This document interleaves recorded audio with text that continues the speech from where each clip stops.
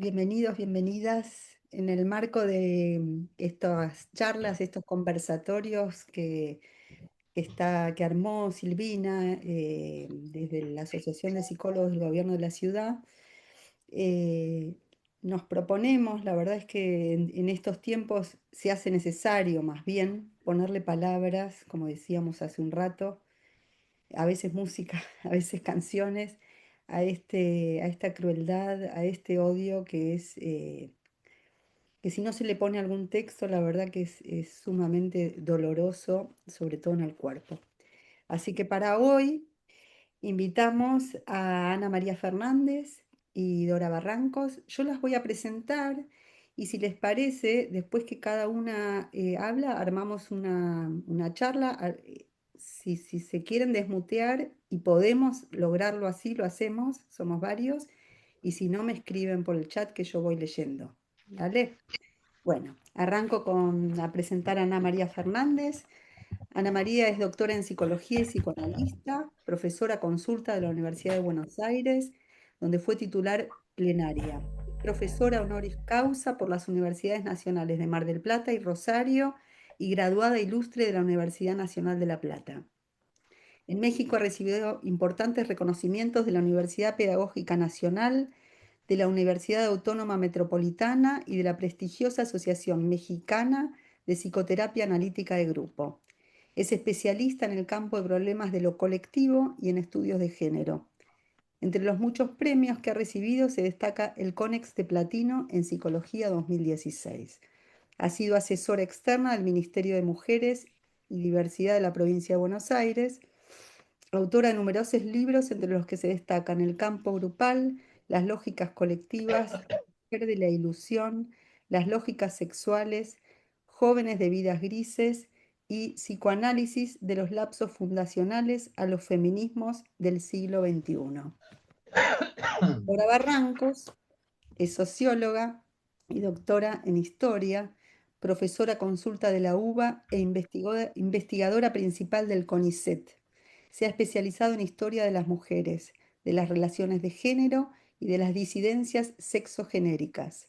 Ha publicado numerosos libros, entre los que se encuentran Mujeres en la Sociedad Argentina, una historia de 5 siglos, Mujeres entre la casa y de la plaza, Los feminismos en América Latina. Un lujo, un verdadero lujo. Ana María, te doy la ¿Cómo palabra. no? Bueno, voy a tomar como un eje temático en un tema que diría la crueldad como política de Estado. Es decir, no me voy a referir a personas más o menos crueles, más o menos malvadas, más o menos cínicas, sino la construcción de la crueldad como eje de políticas de Estado. ¿Cuándo podemos decir que un gobierno empieza o desarrolla como eje la crueldad y los procesos que la política de la crueldad van generando, por supuesto, en los dispositivos de subjetivación, ¿no? Tanto individuales como colectivos?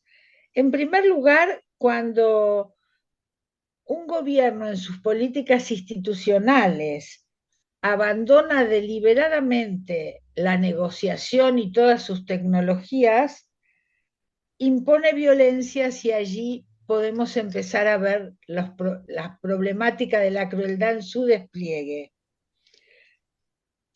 ¿Qué es la crueldad en estos casos?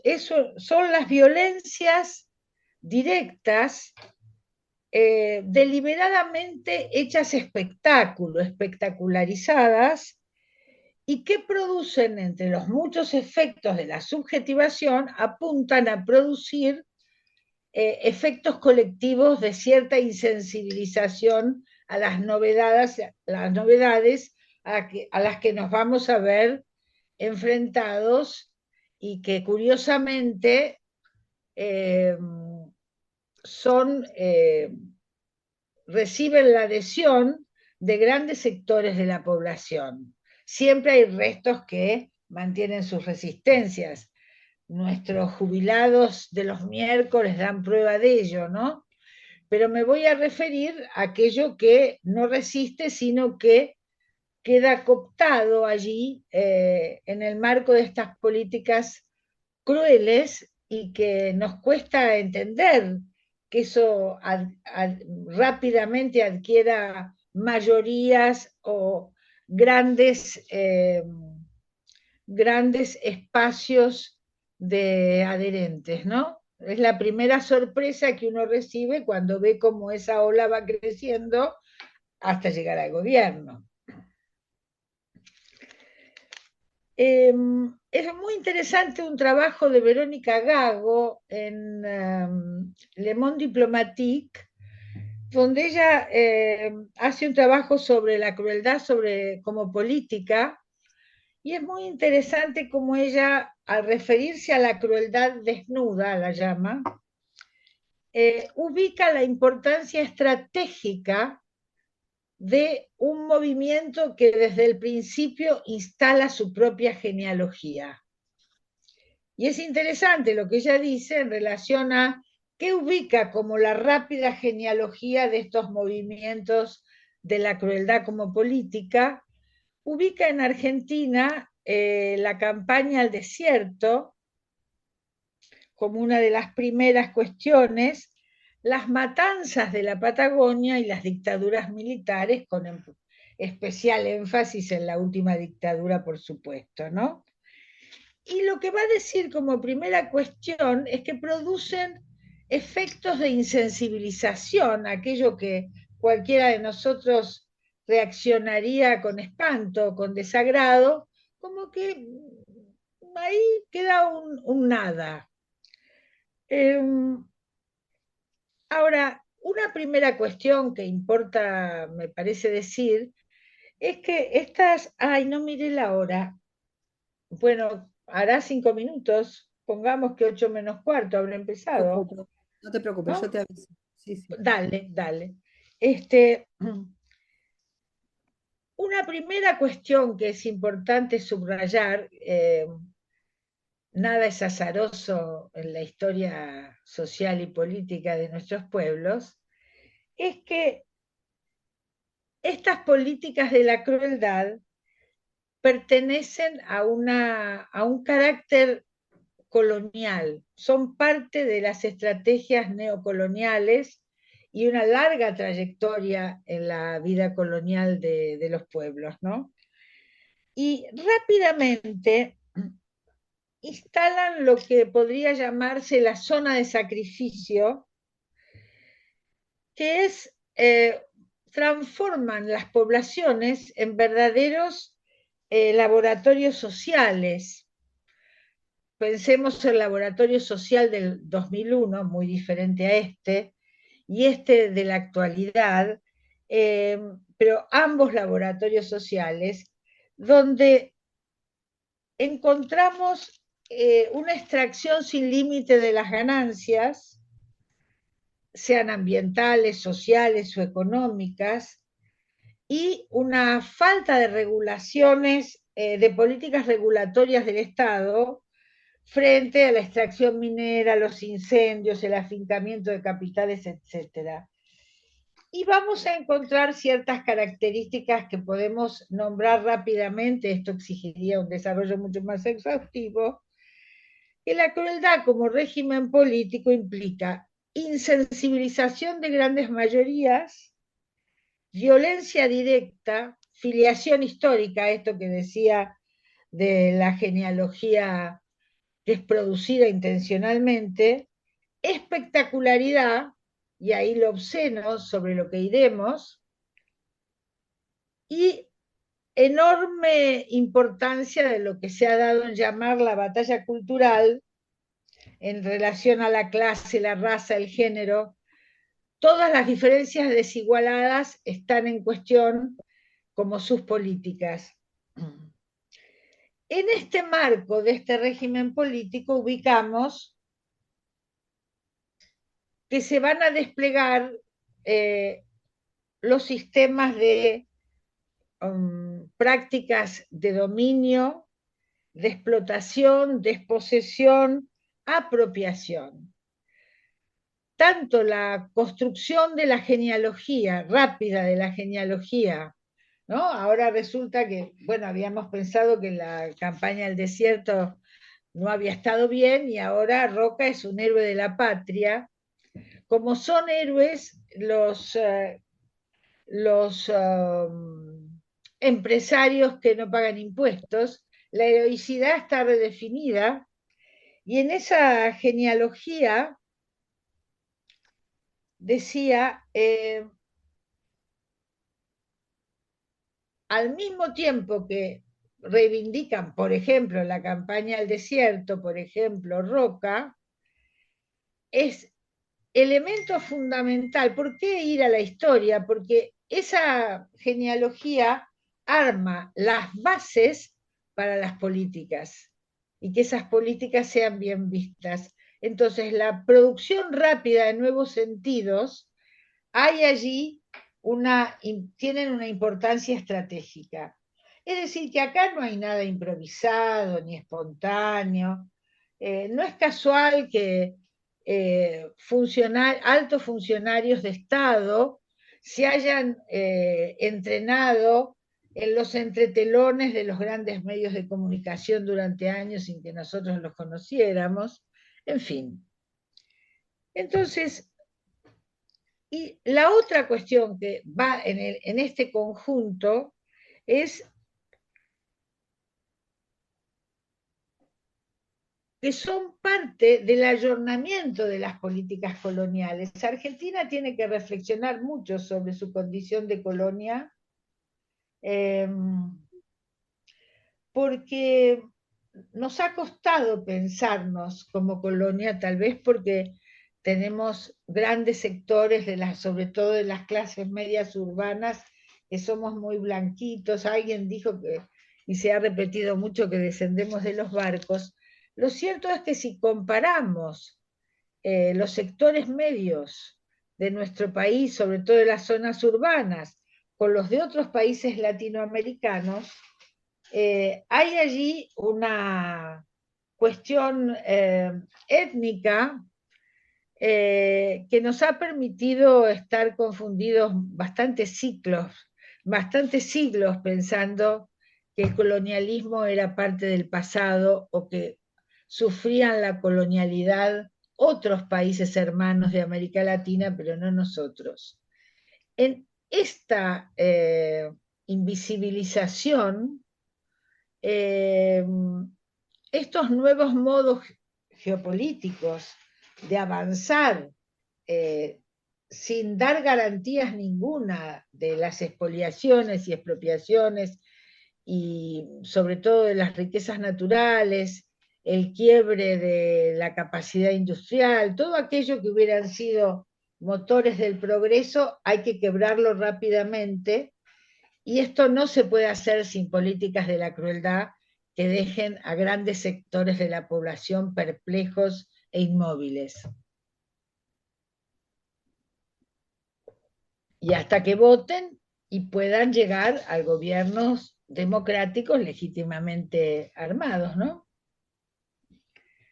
Armados en el sentido de organizados. Por el momento, de esa armadura hablamos.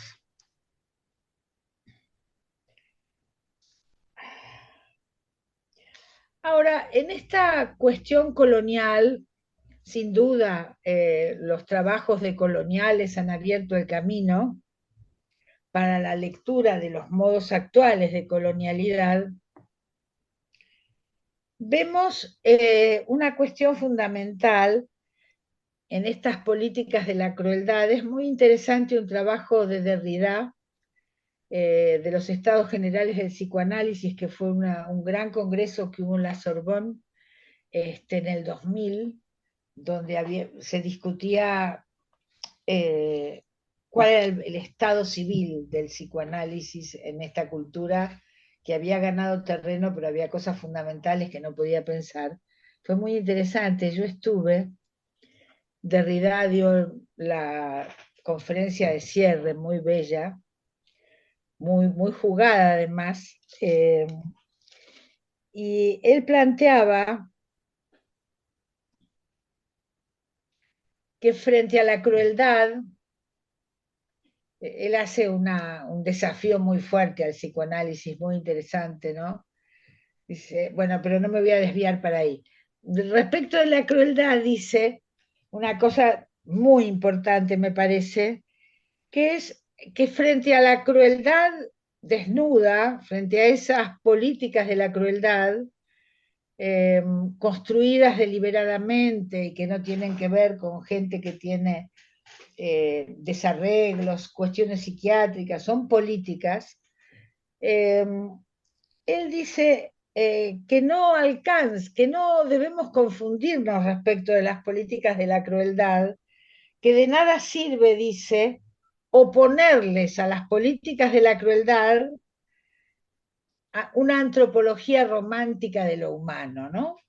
Es muy interesante porque muchas veces los humanismos caen en esas ilusiones y creo que el análisis sociohistórico o sociopolítico, económico, de las razones de cómo se van armando estas políticas de la crueldad, nos muestran la importancia de esta advertencia de Derrida en el 2000, antes de que viéramos todo esto, porque si no, es apelar a los buenos sentimientos de las personas. Bueno, estos son políticas organizadas geopolíticamente y hay que pensarlas en la profundidad de esta cuestión.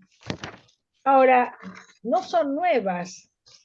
La crueldad está asociada a las desigualaciones históricas, no solo al colonialismo, al derecho del gran señor, ¿no? Los grandes señores. Bueno, luego las democracias representativas armaron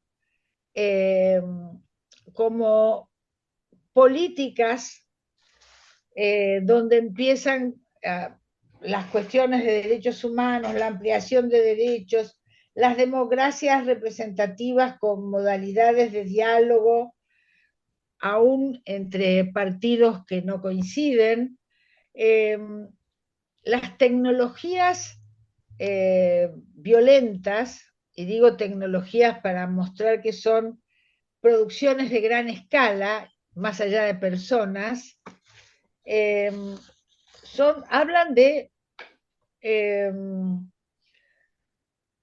después vamos a ver si tengo tiempo de ir a otra cuestión que es cómo el capitalismo actual necesita de las políticas de la crueldad en sus políticas de la aceleración.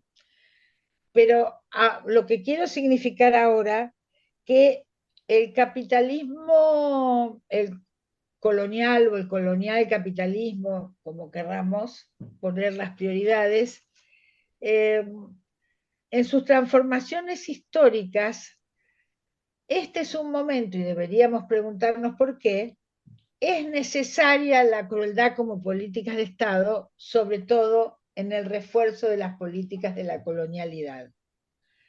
Cuando digo colonialidad, me refiero a Trump, me refiero... Lazzarato dice una cosa muy interesante, dice que en el mundo hoy hay tres oligarquías, que son Estados Unidos, Rusia y China. Que Estados Unidos todavía tiene bastantes años para hegemonizar esta cuestión, porque a China todavía le falta la moneda universal que es el dólar. Entonces, esta cuestión de las transformaciones históricas del capitalismo, hoy en una etapa post-neoliberal, va transformando las lógicas de la gobernabilidad, los cambios en las lógicas estatales. ¿Recuerdan de achicar el Estado es agrandar la nación? Que era esa consigna estrictamente neoliberal. Cuando la dice nuestro presidente, no dice para agrandar la nación, dice para agrandar la sociedad, porque ella no va a reivindicar una nación fuerte, porque ya están pensando en sistemas transnacionales y no nacionales. Y acá los mercados tienen una importancia enorme y esas oligarquías que se van formando en lo que eran países, ¿no? Eh, estas lógicas de gobernabilidad y estos cambios en las lógicas estatales, sin duda, van armando cambios en las lógicas de subjetivación. En realidad, podríamos decir que del término biopolíticas, de los que Foucault habló con tanta lucidez, diríamos que vamos de las biopolíticas como políticas de Estado a las necropolíticas, de las que habla Membert, discípulo de Fanon. Entonces, este es un momento internacional que yo diría de recolonización financiera, territorial y militar.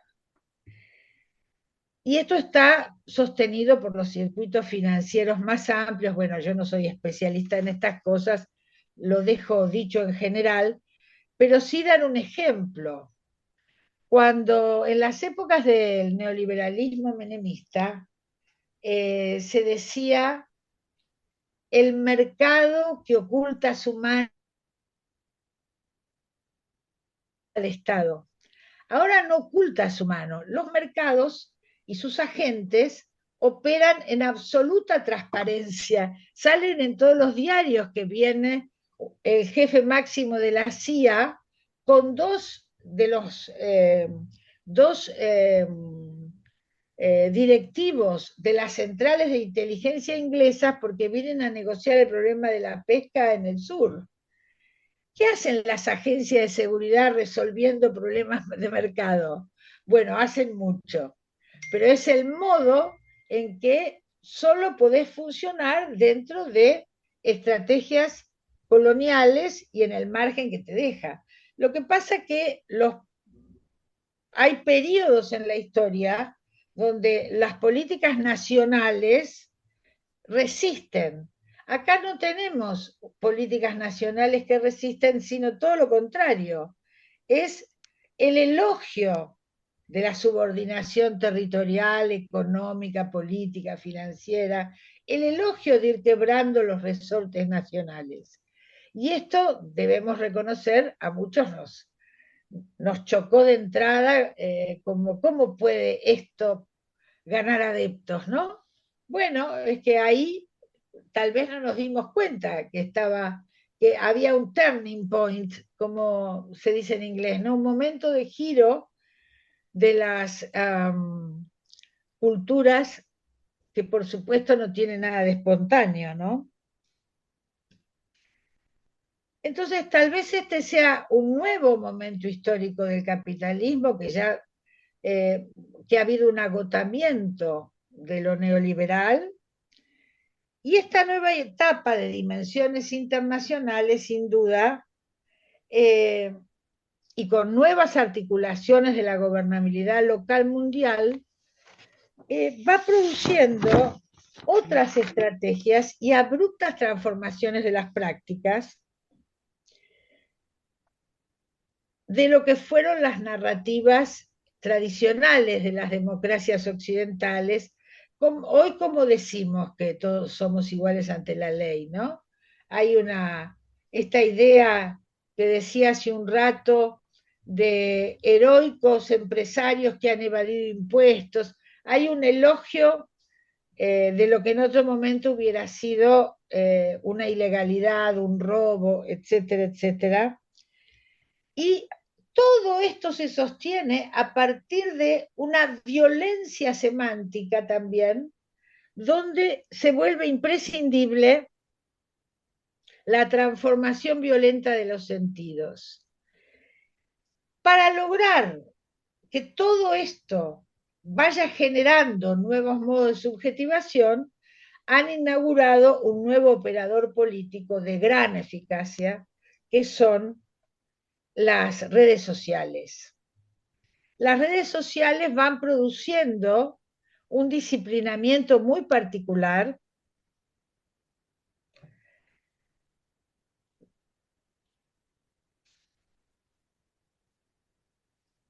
que Ana va reconfigurando, ¿sí? 5, ¿sí? ¿Cinco? Perfecto. Que va reconfigurando, decía, los modos de supervivencia de las mayorías, bueno, las modalidades de gobernabilidad y decía nuevos sentidos comunes.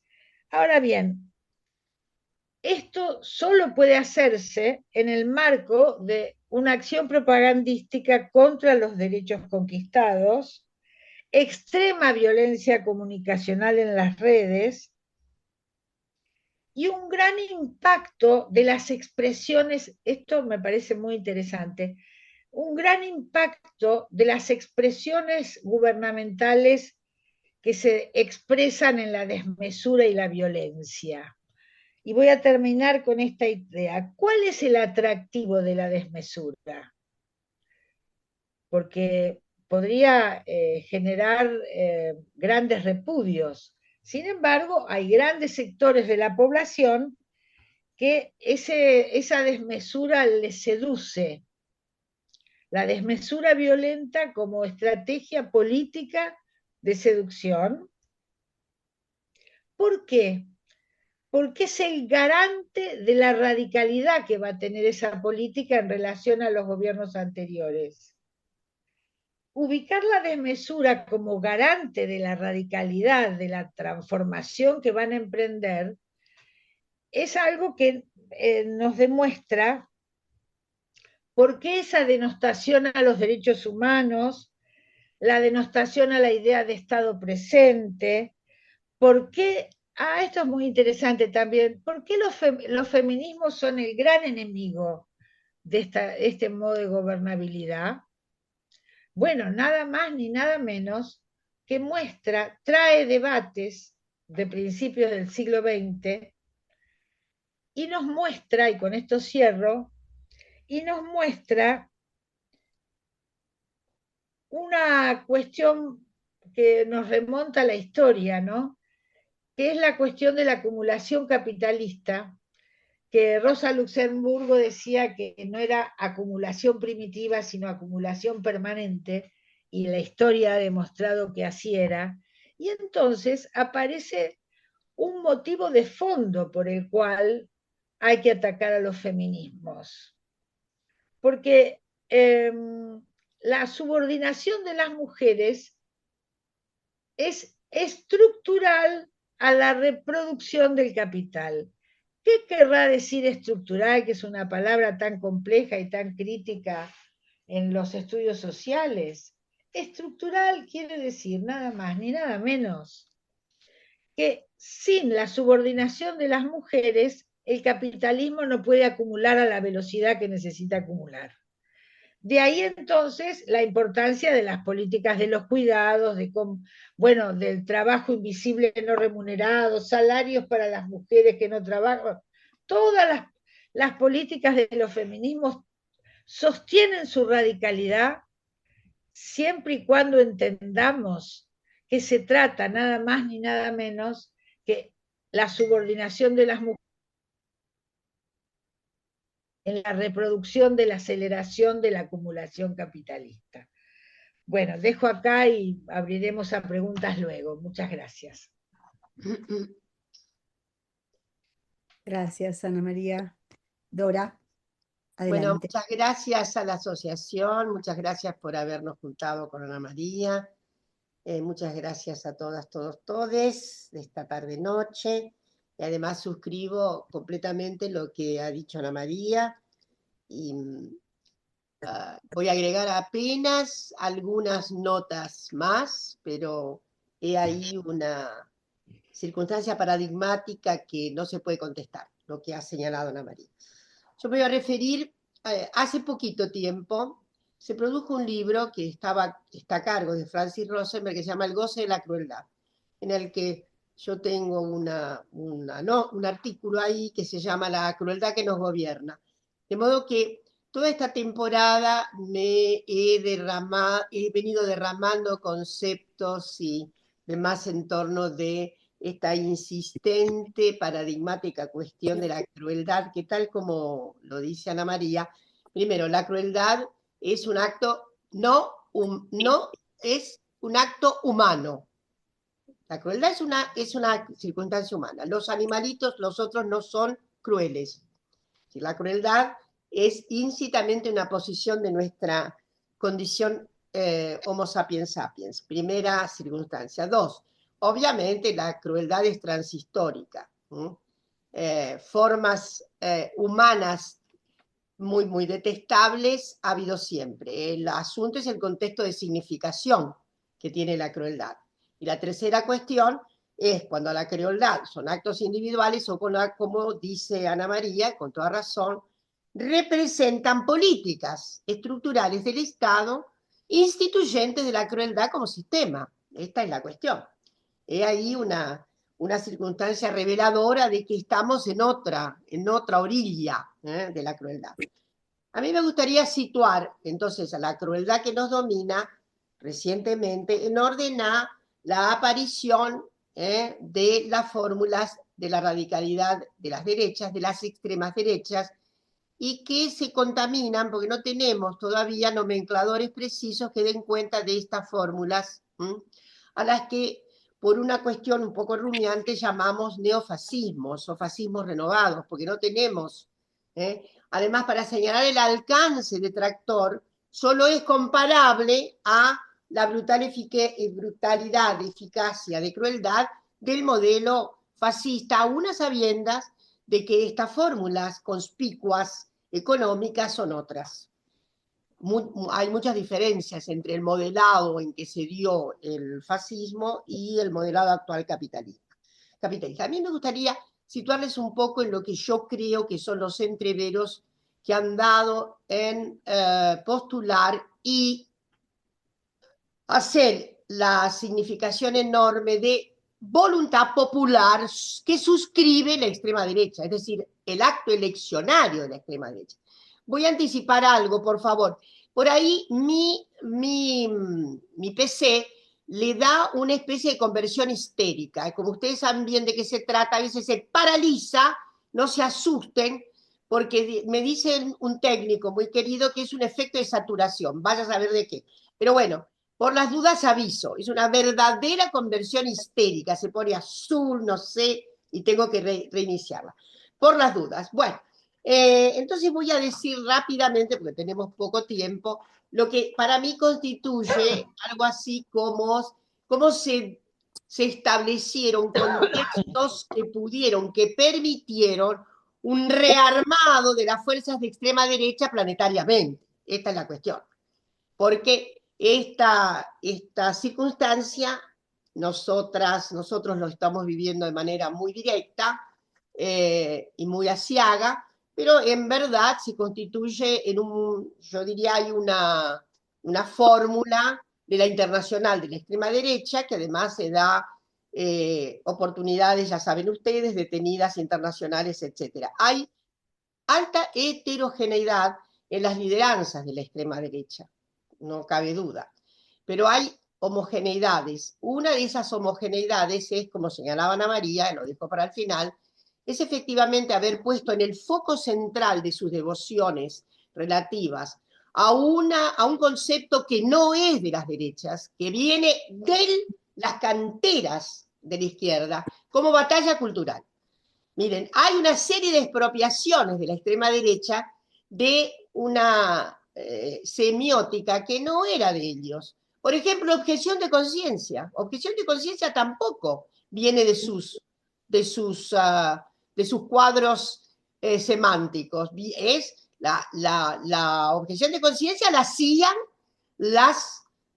las personas contrarias al establishment, contrarias al orden fundado, contrario a los elementos conservativos, por así decir. Por lo tanto, me aparté un poquitito y vuelvo.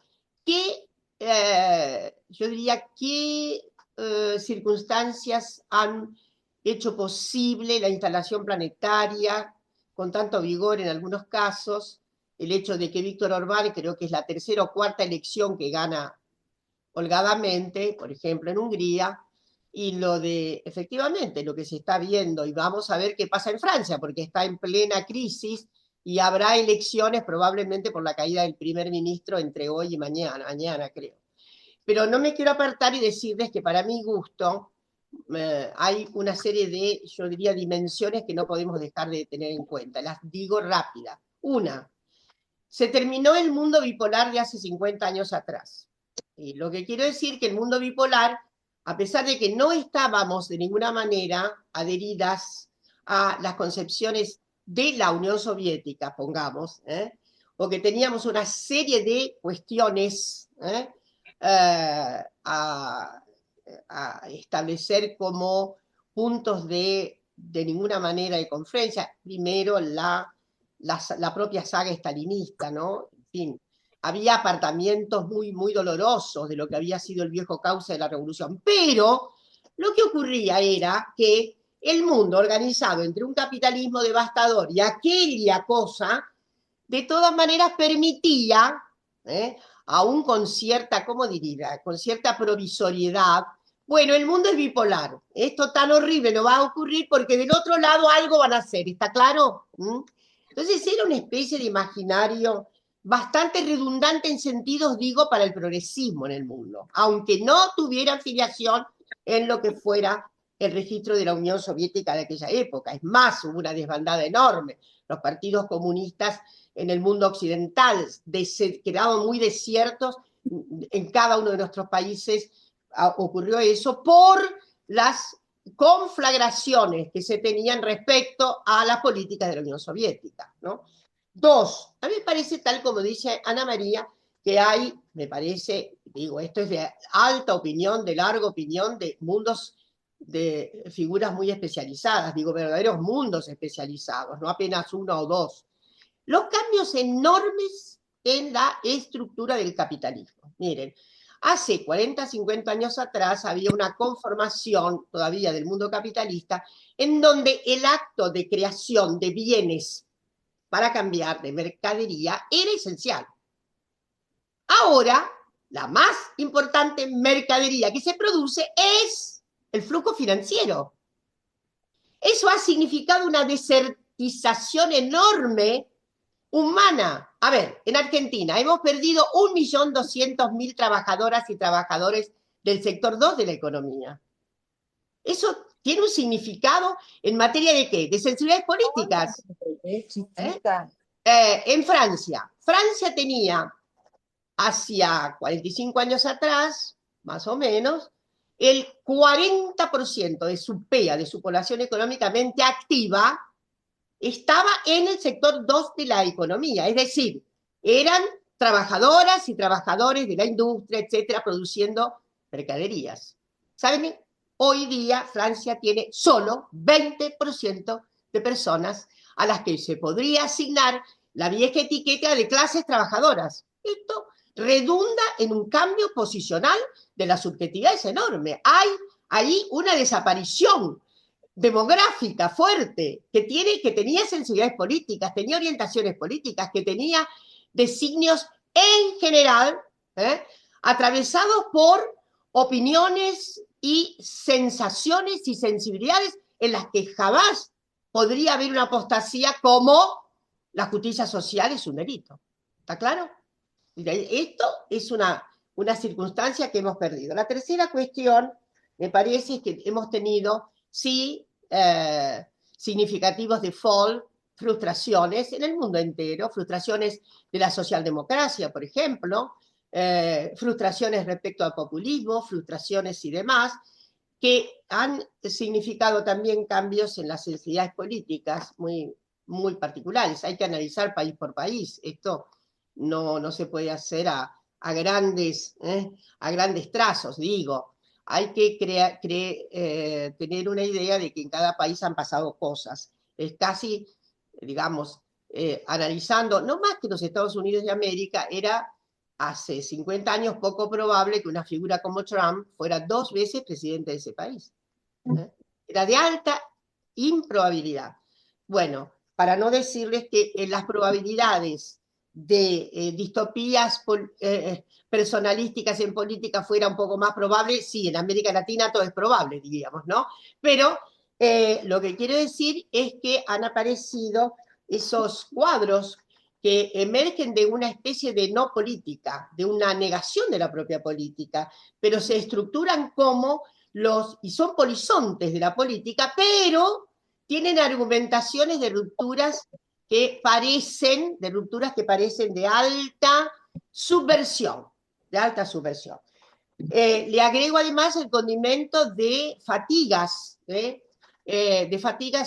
nuestras estructuras de personalidad, debido a que, y arrebatos y circunstancias que están fuera de nuestro control, estaban, y digamos, y hemos hecho lo indecible por controlarlas. Por ejemplo, la aparición del COVID. Esto tampoco estaba previsto, no estaba previsto.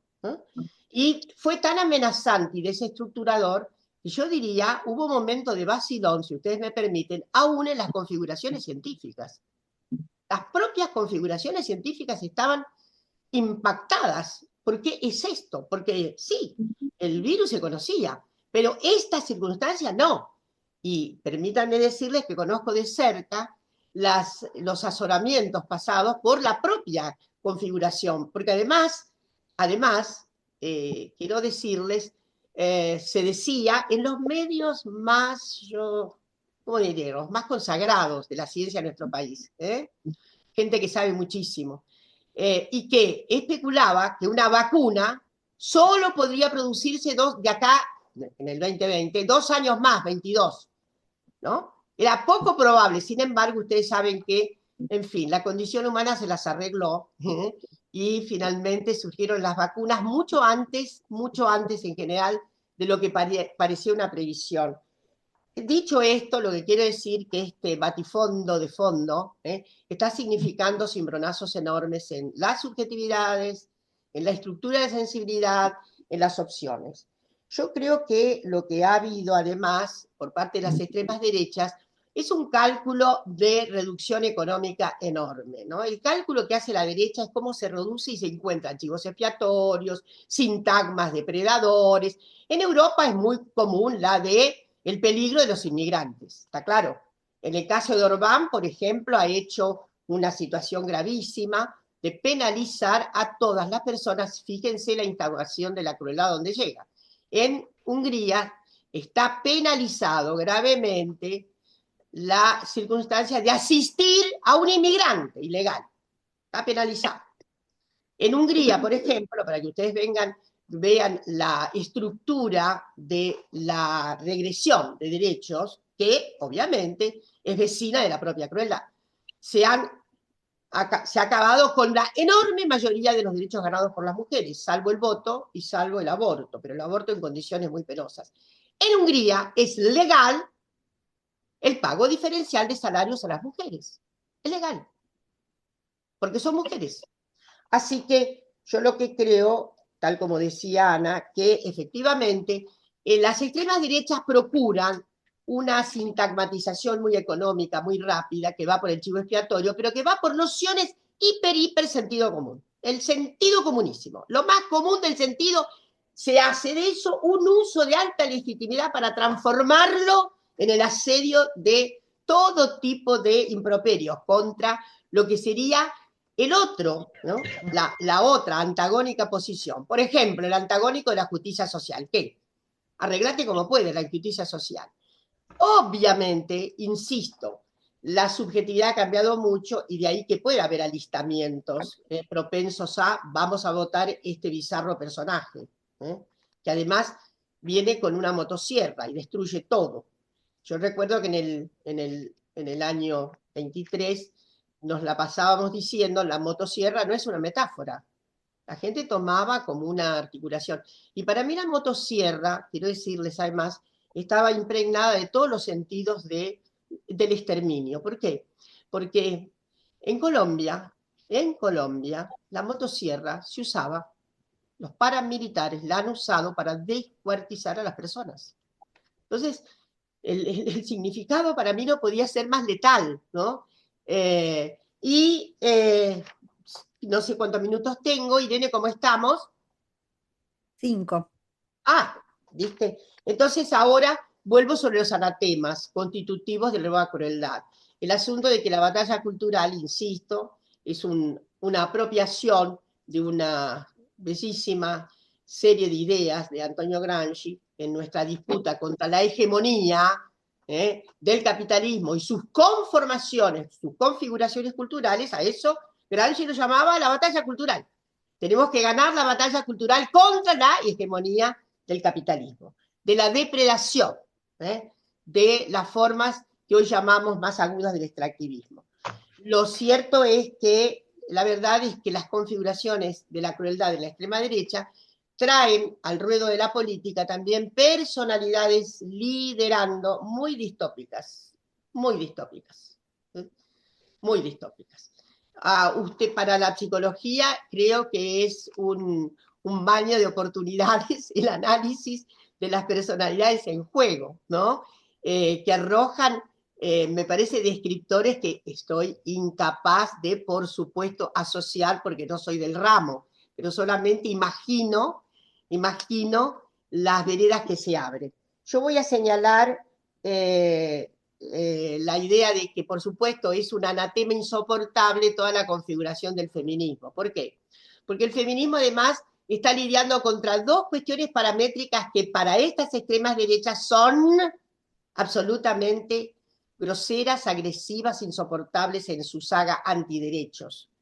Nuestra propuesta de erradicar el patriarcado y nuestra propuesta de erradicar una semanticidad sexo solamente binario, sexo genérica binaria. Eso es insoportable.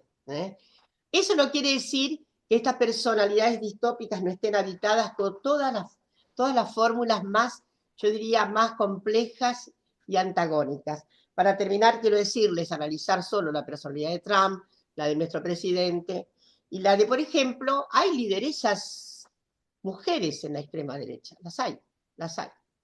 Es interesante, con esto voy a cerrar, aproximarnos a Alice Weidel, la lideresa de Alternativa Alemana. Más compleja no puede ser esa estructura de personalidad. Y voy a remitir a lo siguiente. Alice Weidel, ella es lesbiana, se casó con una chica de Sri Lanka, que era una niña adoptada, de Sri Lanka, que tenía un medio, sus padres adoptivos, era el pastor protestante muy progresista, y se crió en un medio hiperprogresista. La segunda cuestión es que tienen 2 niños, pero el sistema en general, si se la sigue a través de medios, ¿no? Como, no sé si ha escrito algo, pero ella dice absolutamente que jamás aceptaría el matrimonio civil, solamente la unión civil, primera cuestión, ¿no? 2, tiene una reacción absolutamente insoportable, como lo ha dicho, a lo que sea políticamente correcto. Todo lo políticamente correcto la afecta. Dice eso. 3, jamás permitiría que nadie se acercara a hablarle de perspectiva de género a sus 2 niños, por ejemplo. Y jamás permitiría que nadie viniera a convulsionar la vida en términos de, bueno, nuevos paradigmas sexogenéricos. Es lo que una... Lo notable es que esta señora, que ha vivido en Suiza gran parte del tiempo, su abuelo era nazi, era una figura nazi, pero ¿quién tiene la culpa de eso, no? La verdad es que esto sería una atropella a nuestra propia razón decir que, bueno, que eso se hereda. Lo que quiere decir que esta mujer, por otra parte, no va, por supuesto, su lucha es contra los inmigrantes, impedir que siga siendo Alemania un lugar poroso para la instalación de personas que vienen de otros lugares. Alemania se tiene que cerrar, etcétera, etcétera. Ustedes ya saben por dónde va eso. Ella, sin embargo, ha sido denunciada hace tiempo porque tiene en su casa trabajando a una señora siria sin documentos. Lo cual, digo, hay una cierta sistematicidad se puede encontrar, para no hablar de algunos personajes de Vox en España, porque esto es llevaría a otras cuestiones.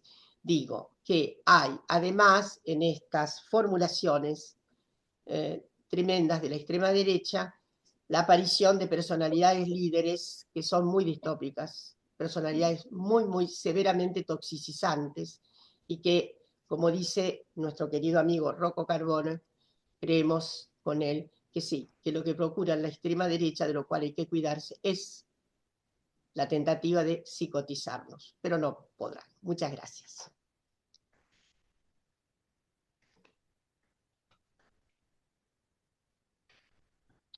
Tendría un aplauso. Bueno, vamos, muchas gracias, Dora, muchas gracias, Ana María. Vamos a abrir el espacio a preguntas, aportes. Les pediría si pueden poner la mano porque hay dos pantallas, así, así puedo ver.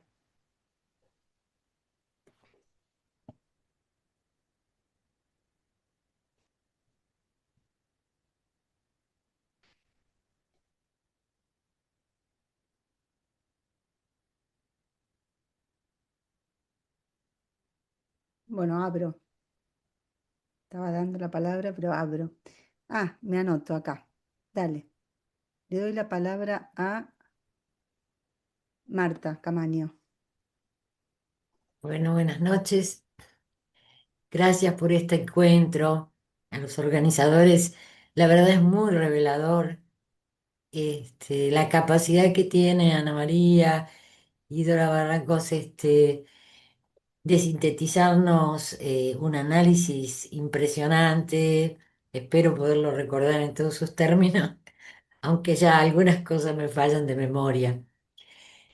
Solamente quería proponerles, si alguna de las dos quiere analizar un ejemplo que hemos vivido acá hace poco, porque es crueldad, pero además hay burla, ¿no? En las redes, por ejemplo, es una burla sarcástica. Y en la utilización del pañuelo nunca más, de las organizaciones abuelas, madres, hijos y todos los que estamos peleando por el genocidio de la dictadura militar de Videla y compañía, aparecía vinculado como burla, ¿sí? A, no sé, nunca más Cuca, no me acuerdo qué decía. Bueno, me gustaría escucharlas, aunque sea en esa bajada absolutamente a un caso. Bueno, Ana, bueno, la burla no es más que la otra cara de la crueldad, ¿no? Claro, Burlarse es una manifestación tan cruel y yo diría maximiza la crueldad, ¿no? Porque encima que te castigo me burlo, ¿no? Encima que te desprecio me burlo, te desprecio pero además me burlo. sí, sos Y hay otra zona todavía discapacitado. más oscura, ¿no? Me parece que todavía es la más oscura, porque en la burla aparece además un poco más del goce, ¿no? Aparece más prístino, me parece, más Todo prístinas esto para mí, ¿no? las hilachas del goce. Así que me parece que la burla es como maximiza la expresión de la propia crueldad, ¿no? ¿Qué dice Ana? Está silenciada, Ana.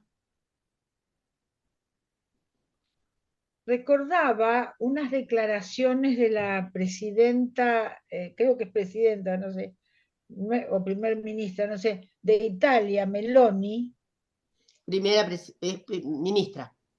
primer ministra, que decía con total naturalidad, eh, decía que Italia de Roma para abajo está prácticamente vacía, pero que no pueden admitir más inmigrantes, por eso los dejan morir en el Mediterráneo. Bueno, eso no lo decía ella, agrego yo, ¿no? Que no pueden admitir más inmigrantes porque por prepotencia demográfica perdería la hegemonía la raza blanca. Lo decía con total naturalidad frente a una pregunta de alguien en una entrevista. Entonces hay una ostentación muy particular en la crueldad política, ¿no? Yo quisiera hacer una pequeña advertencia en relación a la cuestión del goce y la crueldad. Eh, no todos los crueles gozan en el ejercicio de la crueldad. Acá hay una desviación de mi profesión, la de muchas de ustedes, una idea de goce del psicoanálisis extendida a la política es de riesgo. Sin duda hay muchas prácticas crueles que tienen mucho goce, pero no podemos decir que es inherente el goce como inherente a la crueldad, o que siempre el acto cruel va acompañado, político, multitudinario o individual, va acompañado de goce, porque es una generalización excesiva que además, como se transmite al lenguaje común, goce se supone que es placer, ¿no? El público desprevenido, no psicoanalítico y formado, supone que es el gusto por ejercer la crueldad, ¿no? Y puede serlo o no. También hay crueles, muy abstinentes de toda emocionalidad. Digo, ha habido muchos problemas a lo largo del siglo XX y lo que va del XXI, de psicologizar lo colectivo. Y esa también es una trampa de la derecha. Tenemos que pensar lo colectivo en su especificidad, no traducir o traspolar palabras que han sido pensadas en términos de un sujeto que, si lo pensamos tan restringido, en realidad estamos hablando del individuo, y eso sería un error conceptual muy importante, ¿no? Entonces, el sujeto colectivo no le corresponden las mismas palabras que a cada uno de nosotros en nuestro psiquismo. Eso me parece que epistemológicamente quiero aclararlo. Y luego, y cierro acá para dar lugar nuevamente al debate, estamos construyendo la lectura de estos horrores. Ahora, estos horrores no son nuevos. Como decía Dora, ha habido crueldades de todo gusto y color a lo largo de la historia. Pero la crueldad, esta crueldad, yo la llamo crueldad capitalista, porque es el modo en cómo el capitalismo necesita acelerar su reproducción. Si no podemos hacer un anclaje en algunos conceptos políticos como podemos psicologizar la lectura de la realidad, ¿no? Y eso me parece que no tenemos margen para esos errores. Hoy tenemos que repolitizar nuestro discurso cada vez más, me parece, sobre todo quienes tenemos la función social de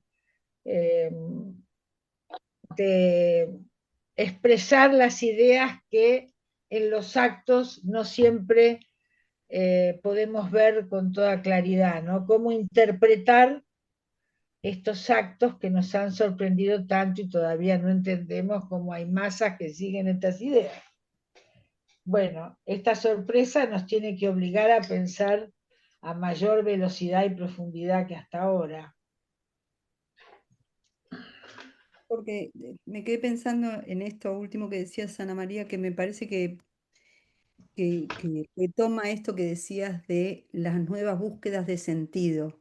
Porque a mí lo que todo el tiempo me repite es cómo se pudo llegar al punto de que la crueldad sea la que organice el nuevo sentido. Yo no, es un signo de pregunta que se me aparece. ¿Cuál fue el caldo de cultivo para que eh, aparezca esta producción de nuevo sentido, sobre todo con nuestra historia, que es lo que vos retomaste? Es como un enigma No me sé parece qué pensás, Dora. Yo creo que, no sé si hay más crueldad hoy. Creo que se rompió un pacto que inauguraron las democracias representativas, Europa, etcétera, donde éramos todos iguales frente a la ley, pero al mismo tiempo desigualaban a más no poder, ¿no? Desde la Revolución Francesa hasta acá han desigualado a los desiguales, por decirlo irónicamente. Entonces, solo que estos han invertido y han hecho ostentación de lo que tenían, por eso es obsceno, han hecho bandera de aquello que el capitalismo hasta ahora en sus democracias representativas hacía bajo cuerda. Me parece que yo lo ubicaría ahí, ¿no? Más crueldad, bueno, no sé si se puede medir en más o menos. Lo que digo es que se rompió la fantasía de que somos todos iguales ante la ley, por decirlo en un eslogan, ¿no? Eso nunca fue cierto y ahora está reivindicado como algo bueno que no sea cierto. Claro. En verdad, si uno analiza los comportamientos que ha tenido aún la sistematicidad transitórica del capitalismo, que ha pasado por varias fases, esta de ahora es hiperconcentrativa y medio desconocida por la hegemonía financiera. Mientras estamos hablando, pasan por el éter trillones de trillones de trillones. Hay unos trabajos muy, muy bellos de Saskia Sassen, la gran socióloga, que dice que en verdad hay toda una desestructuración de los moldes del viejo modelo, que estaba asociado hacia las formas, las formas de territorio, sobre todo, del capitalismo, que se han desanudado. Por ejemplo, ella cuenta mucho la característica de una cierta anomia, inclusive para dar estructura de pertinencia territorial a los capitales que fluyen, ¿está claro? Sí, Entonces sí. dice, eso es muy, muy anómico, porque ahí hay una cosa que está ahí que está subvirtiendo nuestras lógicas de, digamos, de sobrevivencia amable y colectiva por esa situación, en la que además también está asociado a ciertas fórmulas que también tocaste, Ana, pero que yo creo que, digamos, una idea de hiperindividualismo que ha sido forjada, sí, como imaginario social. Porque tiene razón, Ana, no podemos bajar del nivel de análisis de un individuo, de un sujeto, y poner como ratio societal. Sí, lo que sabemos es que hay sensibilidades políticas. La sensibilidad política se organiza de manera transsubjetiva, ¿no? Y entre esas sensibilidades de cambio está esa tremenda argumentación hiperindividual que una sobre todo ve en las jóvenes generaciones, y no tan jóvenes, pero que ahí nomás, en el sentido de una apreciación de sí muy meritocrática. Yo tengo esto porque me lo merezco, ¿está claro? No le debo nada a nadie, ni a la malla política, no le debo nada, ¿está? Entonces, yo me lo merezco. Ustedes saben que eso, ustedes lo deben ver. Pero que se ve también cuando hacemos análisis psicosociales, también se ve. Antes, digamos, mi generación, la de Ana es más joven, pero estamos ahí, tenía otras sensibilidades hacia la política. Mi generación, por ejemplo, estaba bastante habitada por una idea de, impacto de las... No quiere decir, no quiero hacer a geografía barata, no estoy hablando, no voy a reivindicar mi zona digamos, histórica, no, pero había otra propensión. El aire de la época era otro, ¿está? La atmósfera que habitábamos era otra, el contexto era otro, la gran transformación, etcétera, etcétera. Y bueno, esto es muy difícil. Estábamos todavía muy impregnados por lo que podría ser una transformación posible radical de la sociedad, de varias maneras. Bueno, esa preciosa utopía, evidentemente, hoy no tiene el mismo encaje. Yo no quiero decir que haya desaparecido del todo, Dios me libre y guarde, esto no lo podemos decir, ¿no? De Pero ninguna ahora, manera. Lo vos que quiero decías, decir es que antes era pensaba, en la época en que transitamos, nuestra juventud, y era, para decirlo, a nadie se le hubiera ocurrido alardear en aquel momento que tenía mucha plata, porque era de mal gusto, ¿sí? Era de mal gusto. Pero bueno, lo que quiero decir es que esas configuraciones cambian Y además es tonto pensar, bueno, todo tiempo pasado, no, bueno. Lo que acá hay que construir una posibilidad de ser humano, digna de la morada humana, es otra cosa. Y Ahora, Dora, vos hablabas hoy con mucha justeza de cómo se había transformado esa bipolaridad el mundo. el mundo capitalista y el llamado mundo socialista.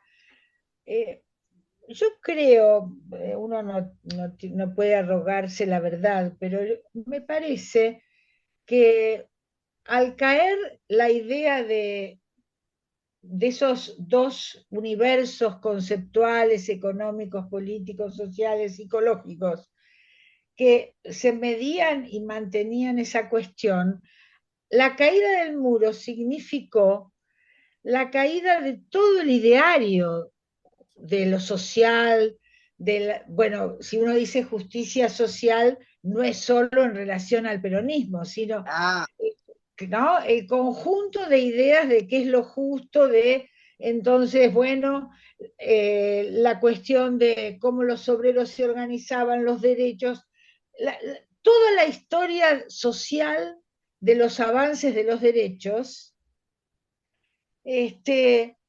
también quedó pataleando en el vacío, porque no hubo la utopía aquella que organizó las luchas por los derechos más diversos, cae con el muro mismo y no hubo la posibilidad de pensar las nuevas utopías que no hicieran oídos sordos o no cerraran los ojos frente a los fracasos de los idearios socialistas. Entonces quedó sin contrapunto ese capitalismo en la economía, no, porque ahí están arreglando con Rusia y con China, pero sí en las ideas sociales de lo justo, ¿no? tal cual. Entonces, Eso es lo que quería decir. Estallaron, más allá de todos los límites, los errores y hasta los horrores que se pueden adjudicar al socialismo real. Bueno, digo, era un contrapeso nuestra. Ahora el mundo, como dice un ensayo muy interesante, se ha convertido en monopolar. Es monopolar. Por todas, como dice Ana María, por todos y cualquier lugar, en realidad lo que hay son formas adaptadas del capitalismo. China, eh, China Ana, sí es un país sobre todo capitalista. Ve, hay, Silvia, hay gente que tiene la mano levantada. eso, Silvia, sí, no las quería cortar. Silvia, estás muteada, ¿eh?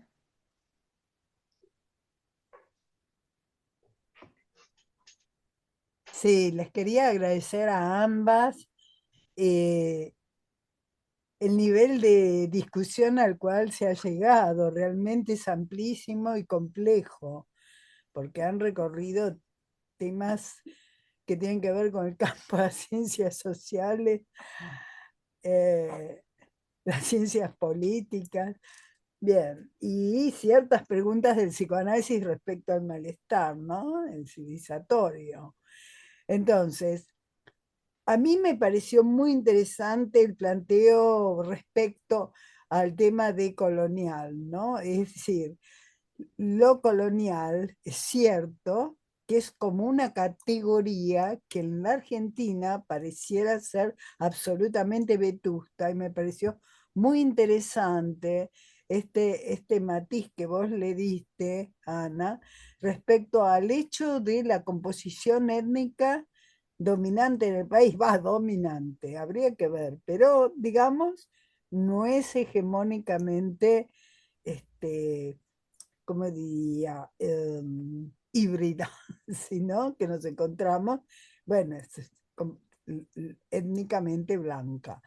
Yo creo que eso produce una distancia importantísima, ¿no? Con respecto a poder pensar la colonialidad, ¿no? Es decir, no, cuesta pensar la colonialidad sino en términos, bueno, a ver, lo que fue el imperio español, etcétera, etcétera, colonización, etcétera, ¿no? Es decir, como que fueran viejas imágenes, ¿no? Y no se puede leer las múltiples formas, ¿no?, de colonización que nos permean todo el tiempo. Eso me pareció sumamente interesante.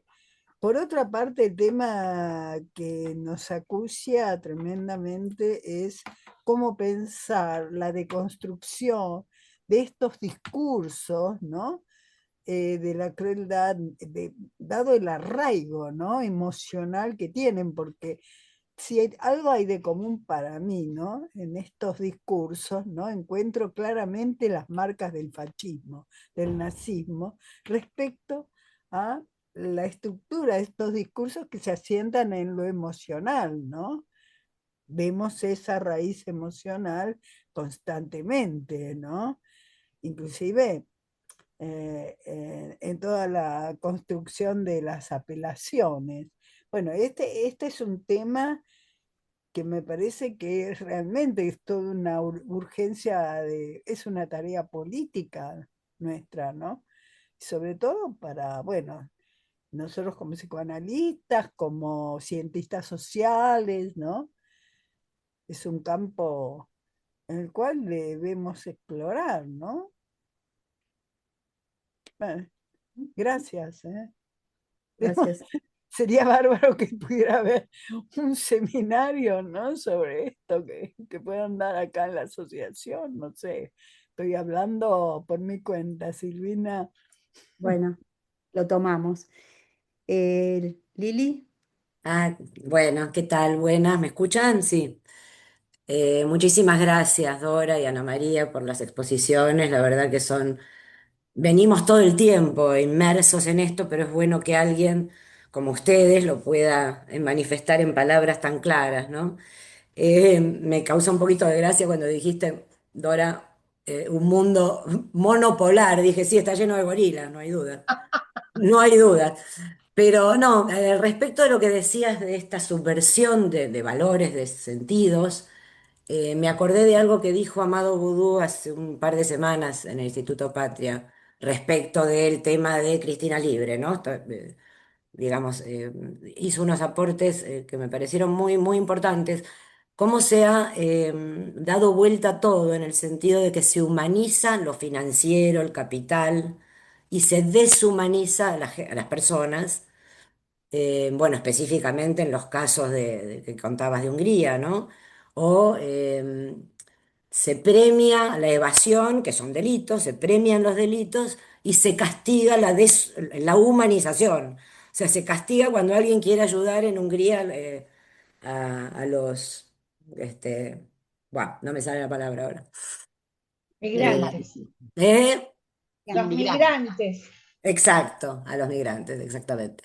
Entonces, bueno, ese es un punto, la verdad, lo que no entiendo mucho de todo esto es cómo no hay reacción. Es decir, vemos a la luz del día en vivo y en directo por televisión, no como los nazis que se escondían y no decían, vengan, pasen a ver en la fábrica esta como estoy llenando de gas a miles de personas al mismo tiempo.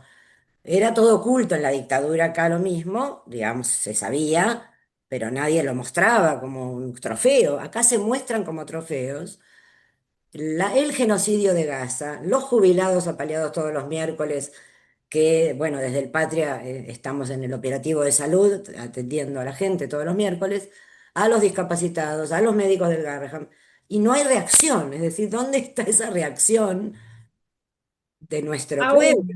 Aún, aún, ¿Eh?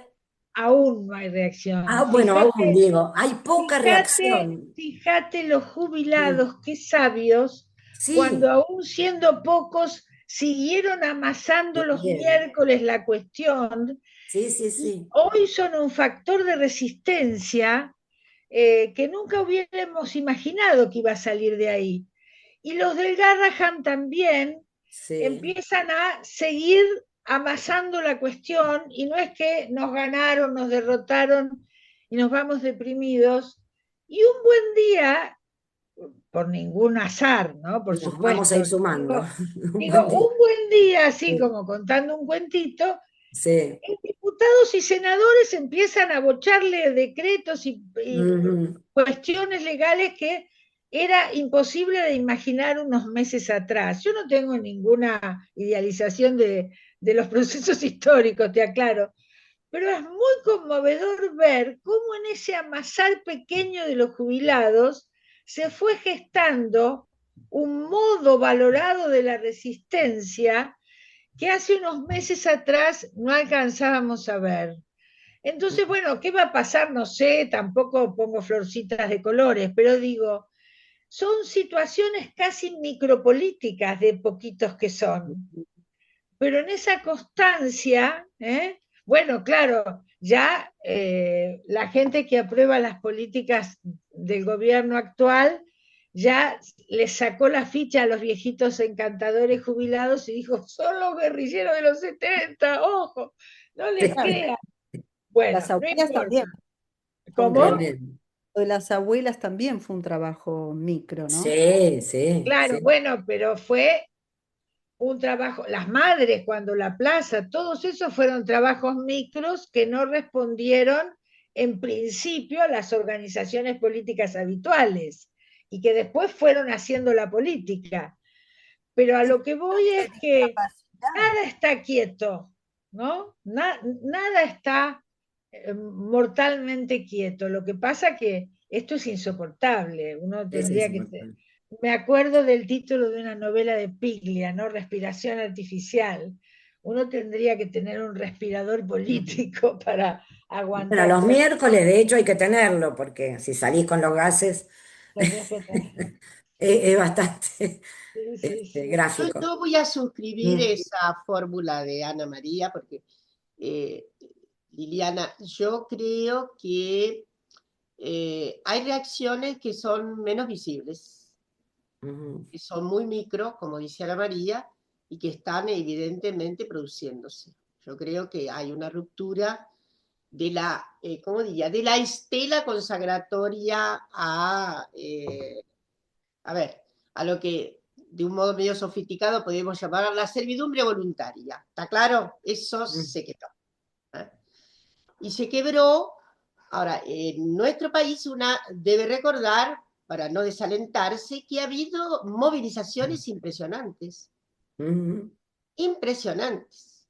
Y que bueno, evidentemente, por ejemplo, una reacción impresionante de tono no estrictamente material, en el condimento agudo de una materialidad, sino de condimentos que tienen que ver con derechos fundamentales de la dignidad humana, fue la reacción a el tremendo cometido verbal del señor presidente en Davos. Los ujú. Sí. homosexuales son, ¿no? Y, y bueno, y eso significó una de las plazas más concurridas, ¿de acuerdo, Claro, no? yo sé, es una reacción Es fuertísima, impresionante. pero después Ahora, se diluye, eso no, digo. no, no, no es que No. todo. Mm, Mira, hay una cuestión también. Y mm.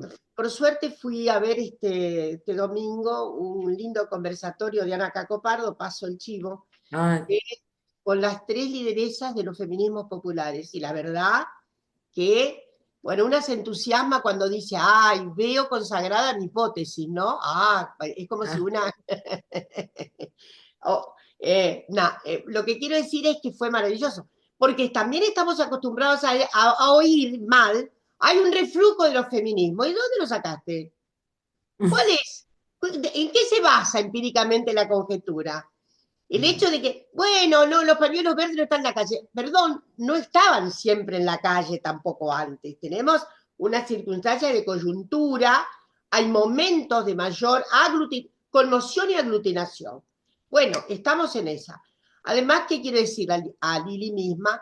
Tenemos una enorme posibilidad que no es solamente simbólica, el teatro de las elecciones del domingo que viene en la provincia de Buenos Aires, ¿no? ujú. Yo creo que está muy bien que eso se viva como un testeo importante. Está bien, Sí. es un testeo importante.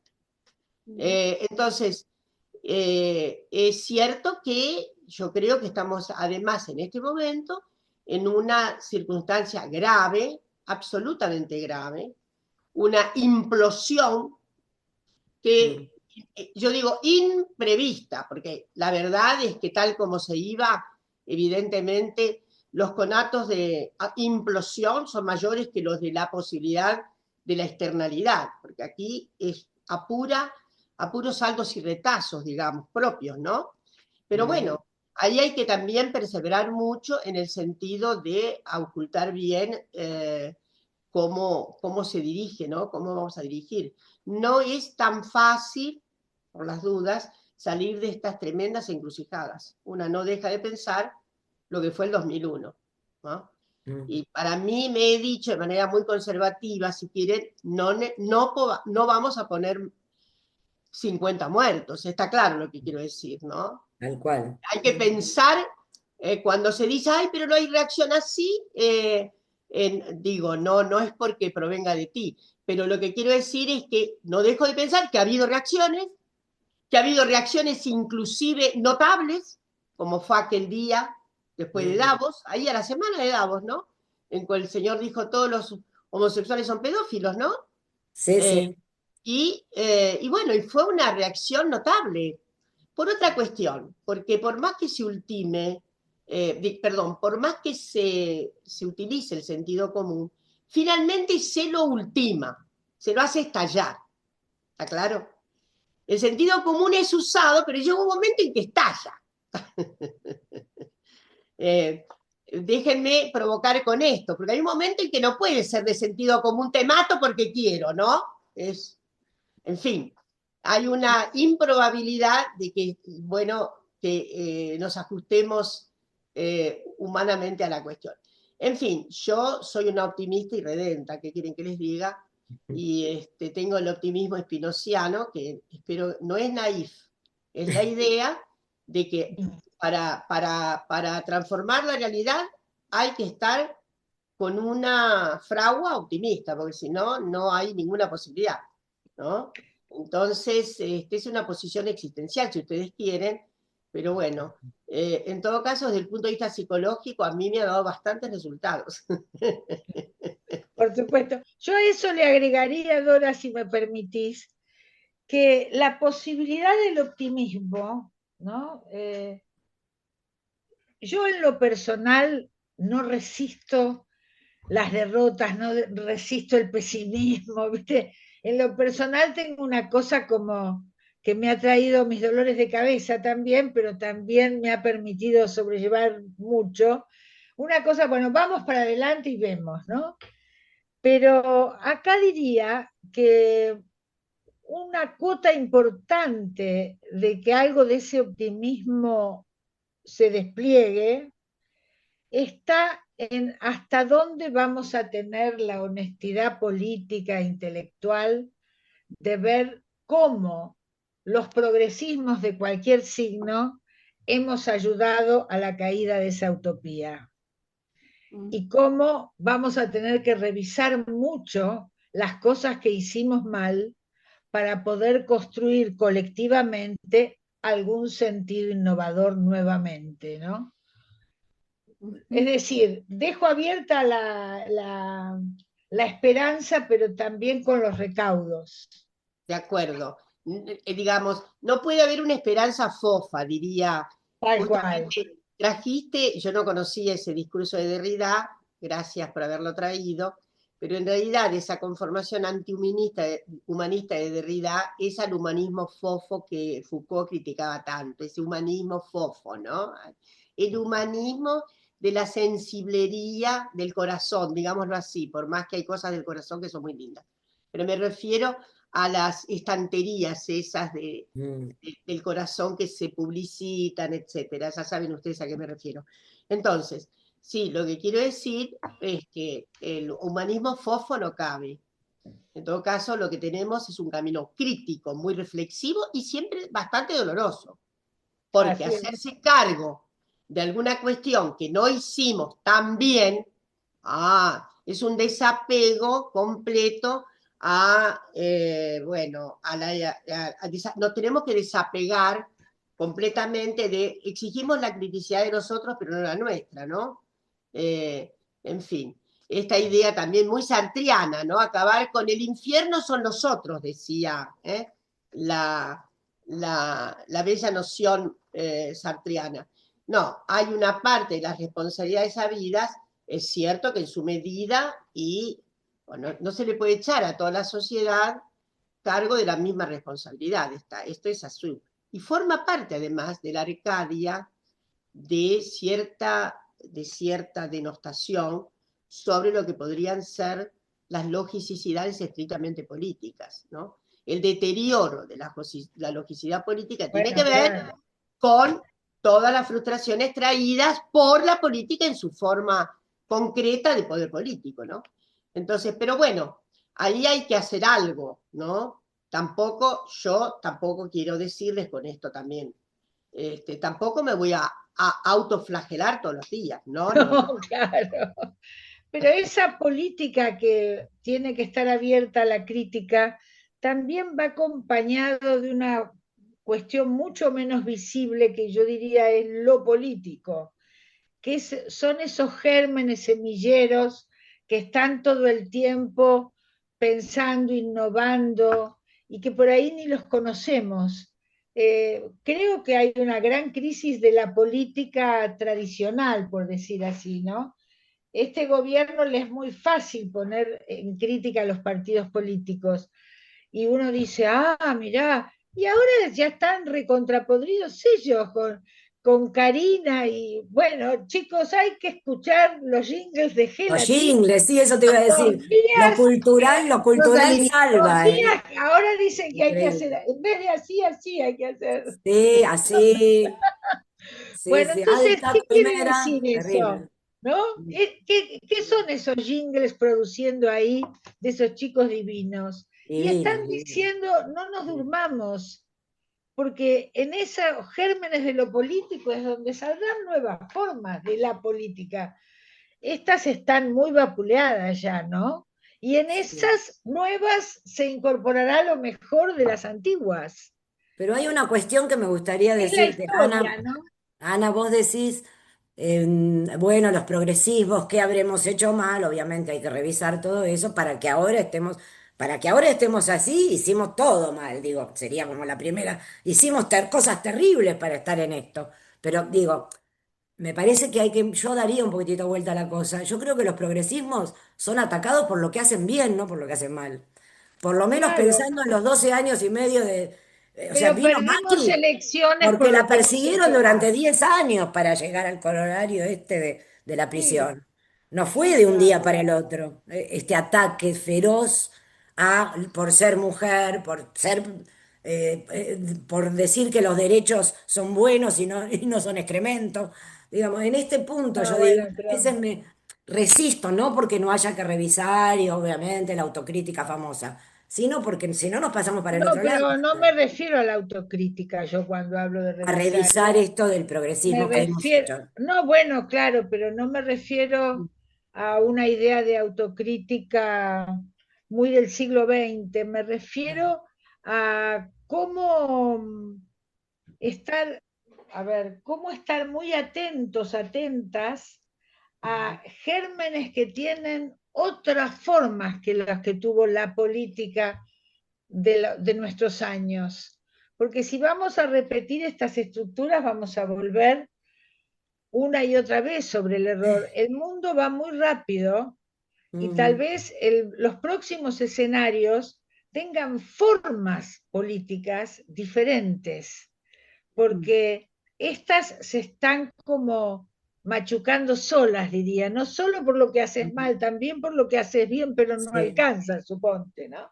Ujú, Entonces, creo que más allá que siempre va a haber aciertos aún en los desastres, porque es así, y va a haber desastres aún en los aciertos, ujú. me parece que es hora de mirar a los más jóvenes.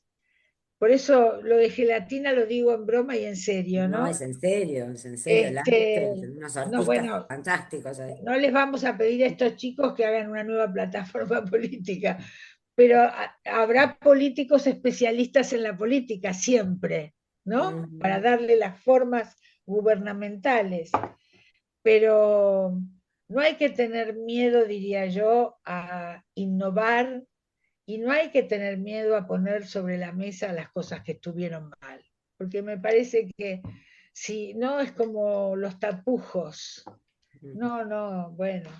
Y cada cual tendrá sus líderes, qué sé yo cómo van a ser los líderes de otra época. Líderes imagino que va a haber, porque es como, hay una relación entre la masa y el líder que va a tomar otra forma, seguramente que el siglo XX.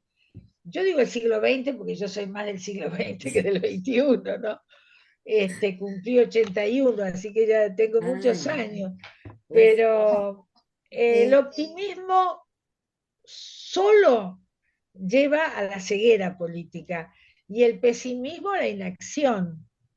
Ujú. Así que hay que ver cómo compaginamos la honestidad de la radicalidad de la crítica con la honestidad de la radicalidad de las nuevas propuestas. Mm.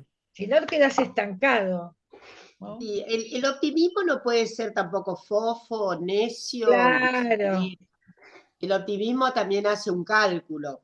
A ver, el optimismo enceguecido no da en nada. El optimismo hace apuestas, esa es la cuestión. El tal optimismo cual. hace la vieja apuesta pascaliana, ¿eh? La vieja apuesta que hacíamos a la clase obrera, ¿está claro? Y resulta que la clase obrera casi nos desapareció delante, ¿está? ¿Eh? Entonces, bueno, yo además creo, estoy absolutamente segura de que esto ustedes lo comparten, además por oficio, por formación y hasta por deformación, digamos, ¿no? Yo sigo apostando a la condición humana. A ver, Mm. vamos a seguir apostando a la condición humana, ¿eh? Eso lo decía Rossellini de una manera bellísima, en una entrevista allá de los años en que Ana María y yo éramos jóvenes y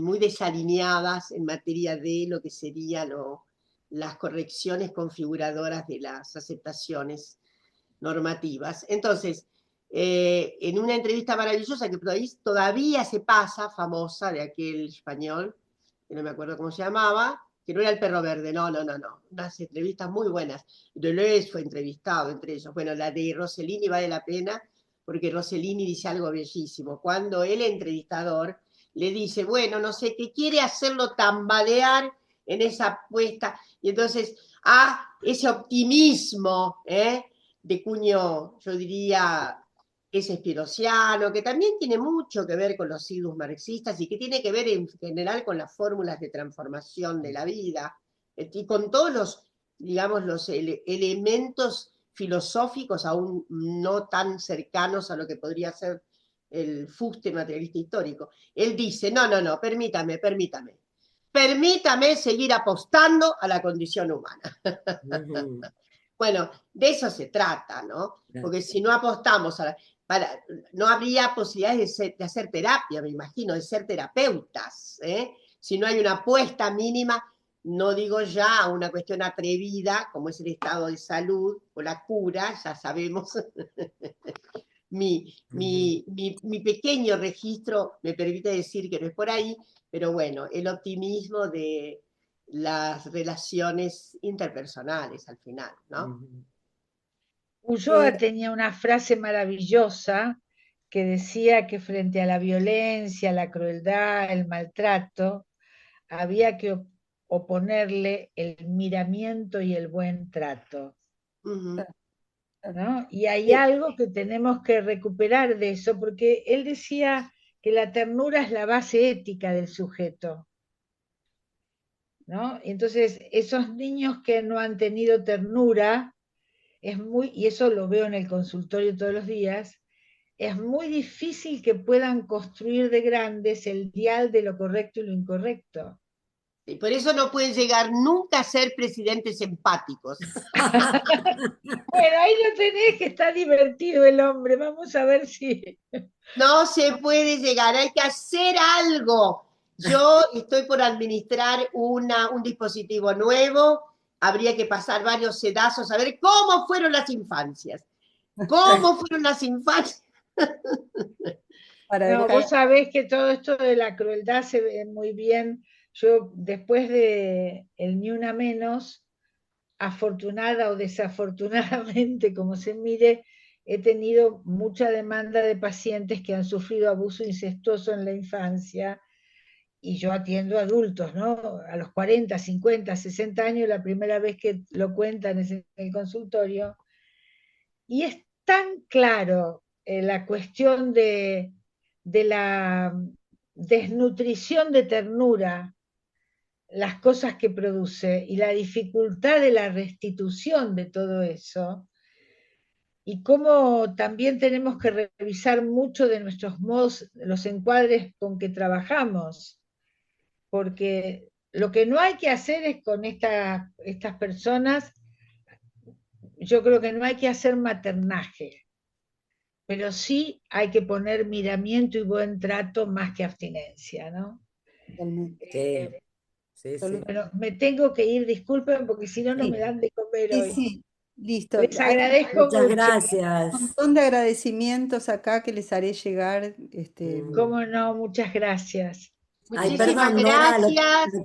lo que dijiste de Fue, Cacopardo está todos los domingos, Dora. sí, estuve este domingo con estas Ah, tres mujeres maravillosas.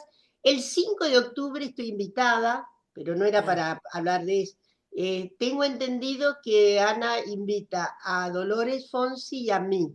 Son unas entrevistas públicas en medio de comida, bebida, etcétera, pero que etcétera. se puede Sí, ir. sí, sí, es Ah, en Callao 1082. bueno, Hay que bueno. seguir la Ana y ver, se Sí, llama Destellos en la Penumbra, algo así. qué El bueno, me 5. encanta, ella me encanta a mí. Y Ana, esa entrevista fue maravillosa porque me permitió decir, ven, no saben esas tres poderosas mujeres de los sectores Mm, populares, qué impactantes. Su absoluto acatamiento al para sí feminista y al para sí de la comunidad. ¿Está claro? sí, sí. Impresionante. Ujú. Bueno, nos vamos entonces. Gracias. Bueno, Muchísimas gracias. gracias. ¿Eh? Abrazos a todas y Gracias. todos. Hasta los Muchas próximos gracias. contactos. Dale, Muchas gracias. gracias. Gracias, Nos Brillante. Ale. vemos. Gracias. Chau, Silvi. Chao, Lili. Chao a todas. Chao, Chao. a Hasta todos, luego. Gracias. gracias.